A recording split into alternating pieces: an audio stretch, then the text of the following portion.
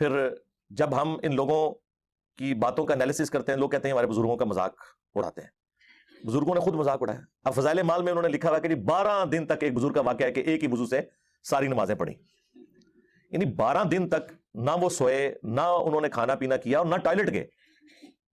تو وہ بہت بڑے لیول کا کوئی، میرا خیال ہے grains book of world record میں اس مریض کا نام لکھنا چاہیے۔ کوئی مریض ہی ہوگا نا جس کی نہ ہوا جاری ہو، نہ اسے پیشاب آئے، نہ اسے بھوک لگے، یا وہ پھر بستر مرگ کے اوپر ہوگا اور اشاروں سے اس نے 12 دن تک یہ ساری نمازیں پڑھی ہوں گی، لیکن یہ تو نہیں لکھا ہوا، اور کہتے ہیں کرامت ہے۔ کرامت تو صحابہ کرام کو تو اس طرح کی کوئی کرامت حاصل نہیں تھی، اور اس زمانے میں تو سب کچھ نارمل چلتا۔ جب بات فضائل اعمال کی تھی تو مرزا صاحب نے اس کا مذاق اڑایا، اس پر طنز کیا اور آوازیں کسی، لیکن جب بات اس کے اپنے روحانی ابوں کی آئی تو پھر اس کا انداز بدل گیا۔ چونکہ منافقت اس میں کوٹ کوٹ کر بڑھی ہے، اس لیے اس کا انداز فوراً بدل گیا۔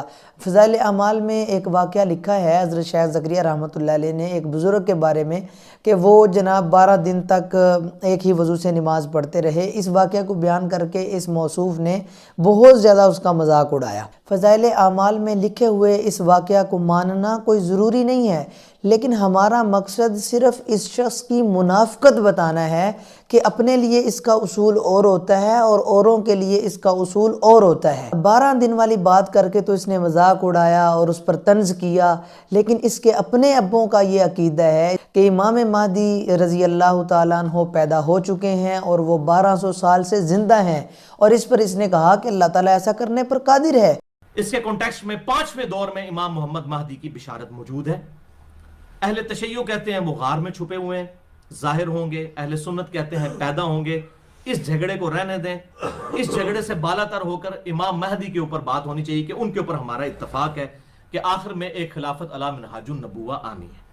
اگر اصحاب کہف کو اللہ تعالیٰ 300 سال تک سلا سکتا ہے، امام محمد مہدی بھی اگر پیدا ہوئے اور کسی غار میں ہے تو کوئی فرق نہیں پڑتا، اللہ تعالیٰ کی قدرت سے کوئی بعید نہیں ہے۔ اگر کوئی وہ بھی ماننا چاہتا ہے، یہ کوئی کفر اسلام کا مسئلہ نہیں ہے۔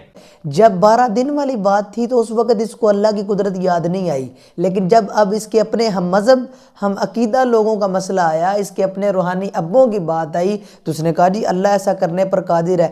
اگر اللہ تعالیٰ کسی کو 1200 سال زندہ رکھنے پر قادر ہے تو کیا خیال ہے وہ 12 دن نمازیں پڑھانے پر قادر نہیں ہے؟ اس وقت جناب کو اللہ کی قدرت یاد نہیں آئی، اور جب اپنے بابوں کی بات آئی تو اس وقت اللہ کی قدرت یاد آ گئی۔ اس کا مطلب تو یہ ہوا کہ 1200 سال تک کسی شخص کے زندہ رہنے میں یہ اللہ کی قدرت مان رہا ہے، لیکن 12 دن کے لیے اللہ کی قدرت ماننے کو یہ تیار نہیں ہے۔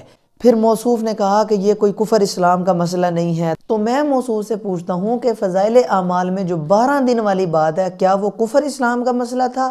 شرم تم کو مگر نہیں آتی۔